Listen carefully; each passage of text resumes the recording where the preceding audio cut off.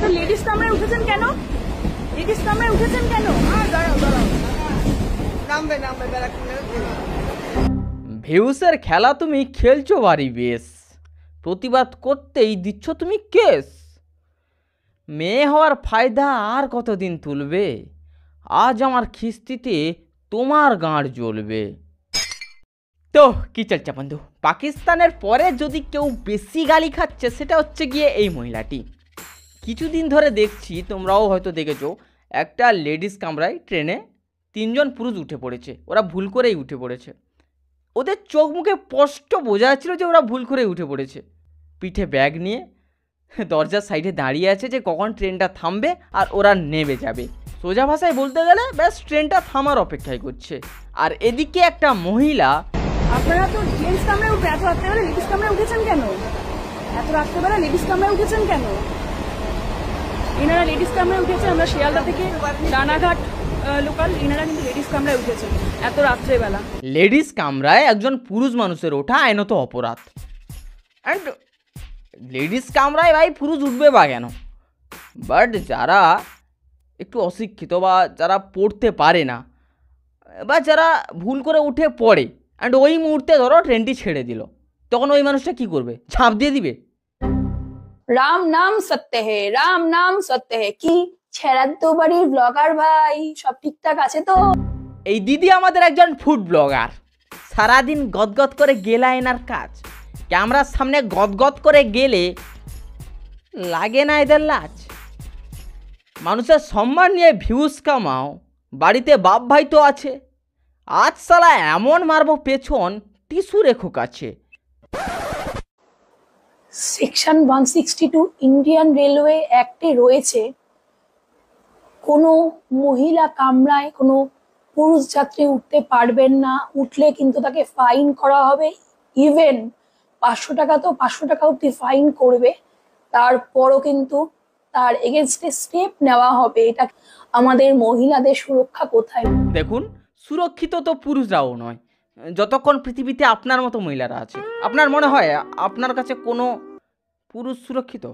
আপনার বাবাও হয়তো আপনার কাছে ইনসিকিউরিটিতে ভোগে, মানে বলা যায় না, কখন হয়তো আদর করতে করতে মাথায় হাত বোলাচ্ছে, আপনি হয়তো সেক্সুয়াল হ্যারাসমেন্টের কেস দিয়ে দিলেন। হ্যাঁ, বলা যায় না, ওটাও হয়তো আপনি ফেসবুকে লাইভ করে দেখাবেন। ভিউস। পুরুষ যাত্রী উঠতে পারবেন না, উঠলে কিন্তু তাকে ফাইন করা হবে। ইভেন 500 টাকা তো 500 টাকা অব্দি ফাইন করবে। ওই কাকুগুলো প্রথম ভুল করেছে লেডিস কামরায় ওঠা, অ্যান্ড সেকেন্ড ভুল করেছে চুপচাপ দাঁড়িয়ে থাকা। ওই কাকুগুলোর উচিত ছিল এর মুখে 500 টাকা ছুঁড়ে মারা আর এটা বলা, দেখুন বোন, আমরা ভুল করে উঠে পড়েছি, 500 টাকা ফাইন হয়তো লেডিস কামরায় উঠলে, এই 500 টাকাটা রাখুন, দয়া করে যেতে দিন সম্মানের সঙ্গে। আমি ওখানে থাকলে 500 বেশি হয়ে যাচ্ছে, 150ই দিতাম, কারণ 150ই ঠিক আছে। দাদা তুমি এইভাবে কাউকে বলতে পারো না, তোমার বাড়িতেও মা বোন আছে। শোন ভাই, আমার বাড়িতেও যেমন মা বোন আছে, ঠিক সেইভাবে তোর বাড়িতেও বাপ ভাই আছে, এর বাড়িতেও বাপ ভাই আছে, অ্যান্ড ওরাও রাতের বেলা কাজ করে বাড়ি ফেরে, অ্যান্ড মানুষ মাত্রে ভুল হয়। এই 3 জন মানুষও ঠিক ওই ভুলটাই করেছিল, ভুল করে উঠে পড়েছিল অ্যান্ড দরজার সাইডে দাঁড়িয়েছিল। অ্যান্ড এই মহিলাটি ফেসবুকে এমনভাবে সিন ক্রিয়েট করার চেষ্টা করছে যেন ওই 3 জন এনার পোদ মারতে এসেছিল বা ওই দিন এনার পোদ মেরে দিত এরা, ঠিক এইভাবে সিন ক্রিয়েট করার চেষ্টা করছে। ওই ভদ্র মানুষগুলোর জাস্ট ভদ্রতার সুযোগ নেওয়া হয়েছে।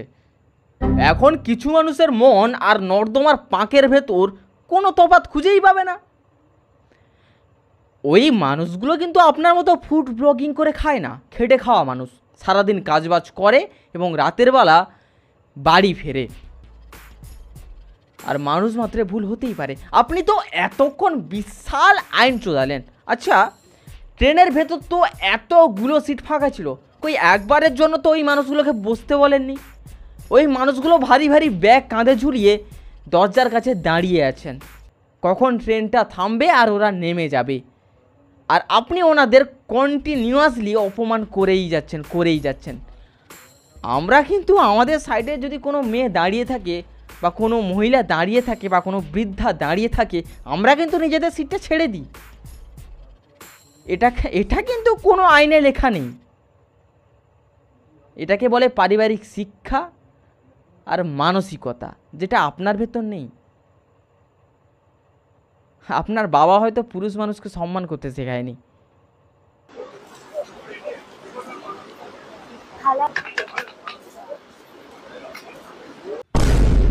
ঠিক এইভাবে মানসিকতাটাকে চুষে চুষে খেয়েছে। এনার নাম হচ্ছে গিয়ে পায়েল। ইনি নিজেকে বিপ্লবী মনে করেন, আসলে ইনি একজন টক্সিক মহিলা। ভাই সারাদিনে 14 বার গিললে টক্সিসিটি তো জমা হবেই ভেতরে।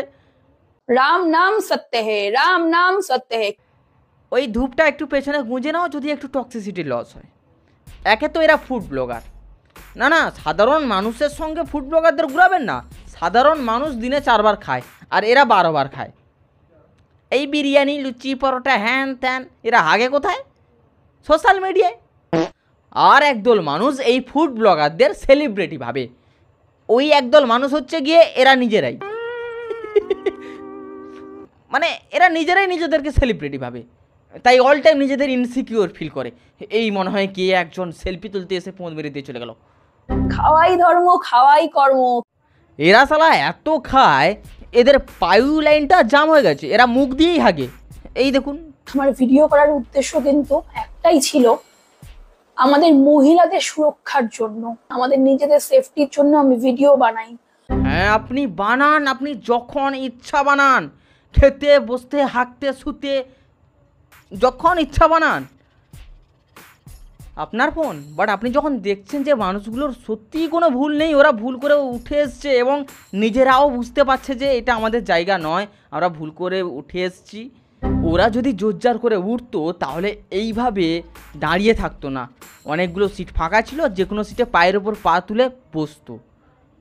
এমনকি পেছন থেকে একটা কেউ বলল, কামরা রয়েছে। পেছন থেকে বলার পরও ম্যাডাম আমাদের, তোমরা এখানে কি করছো, কি করছো, এখানে কেন এসছো, তোমার আচ্ছা ম্যাডাম, ওনারা কি তোমার সঙ্গে কোনো খারাপ ব্যবহার করেছে? তোমার বগলে কি ওরা একটু কুতকুতি দিয়েছে, নাকি তোমার চুল ধরে টান মেরেছে? আপনি আপনার সেফটির জন্য ভিডিও করেছেন, ইটস ওকে, অ্যান্ড করা দরকার। যেখানেই দেখছেন যে কিছু একটা ব্যাপার আছে অবশ্যই ক্যামেরা করতে পারেন, কোনো ব্যাপার নেই। বাট যখন দেখছেন যে ওই মানুষগুলোর কোনো ভুল নেই, ওই মানুষগুলো তোমার সঙ্গে কোনো খারাপ ব্যবহার করেনি, ব্যাস দরজার সাইডে দাঁড়িয়ে আছে, ভুল করে উঠে পড়েছে, ট্রেন থামলে ওরা নেমে যাবে, এরপরেও আপনি ভিডিওটা পোস্ট করলেন কেন? ভিউজ চাই না? আরে ভগবান তো আপনাকে ভিউজের জন্য অনেক কিছু দিয়েছে, ওগুলো বেচে কামান না ভিউজ।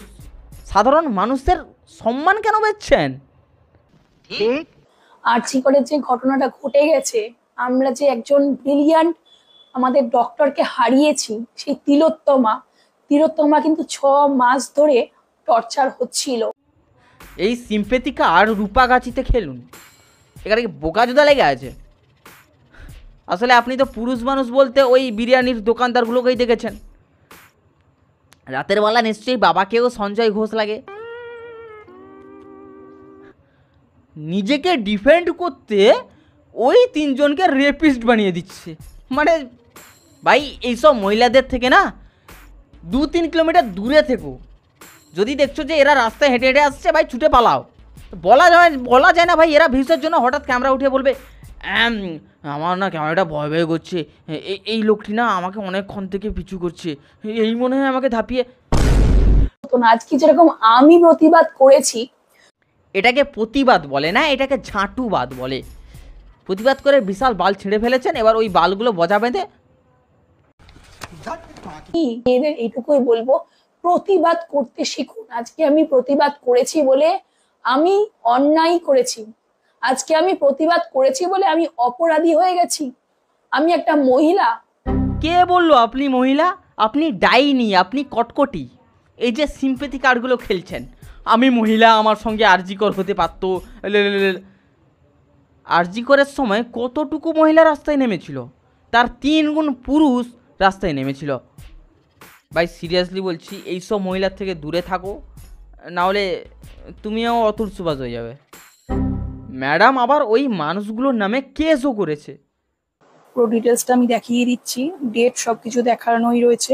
আর দেখতেই পাচ্ছেন এখানে রয়েছে unauthorised person in ladies, date time সব দেখতেই পাচ্ছেন। দেখুন, অ্যাট লাস্ট এটাই বলবো যে প্লিজ দয়া করে ট্রেনে বাসে ওঠার আগে একটু দেখে শুনে উঠুন, এবং কি লেখা টেখা আছে পড়ে টড়ে উঠুন। বিশেষ করে গ্রামের লোকেদের কথা বলছি, কারণ আমি নিজে একজন গ্রামে থাকি, সো আমি জানি এখানকার মানুষগুলো বা গ্রামের দিকে মানুষগুলো কতটা, এখানকার যথেষ্ট মানুষ আছে যারা এতটা সোজা, এতটা সাদাসিধা, ওরা পড়তেও জানে না। সো মানুষ মাত্র ভুল হয়েছে। সো এইভাবে যেন আর কাউকে হ্যারাস না হতে হয়, এইভাবে যেন আর কাউকে অসম্মানিত না হতে হয়। সো আমি এটাই চাইবো। অ্যান্ড আর কিছু বলার নেই ভাই। আমি কিন্তু ভিডিওতে কোনো বাজে কমেন্ট করিনি, কোনো বাজে কথা বলিনি, ভদ্রভাবে কথা বলেছি। কেন উঠেছেন জাস্ট এইটুকু জিজ্ঞেস করেছি। একজন মানুষ কেন ট্রেনে ওঠে আপনার কি মনে হয়? না আপনিই বলুন, আপনার কি মনে হয়? ও ট্রেনে উঠেছে চাঁদে যাবে। দেখুন, বুঝতে পারছি আপনি একজন ফুড ব্লগার, সো আপনার কাজের জন্য আপনাকে প্রচুর খেতে হয়।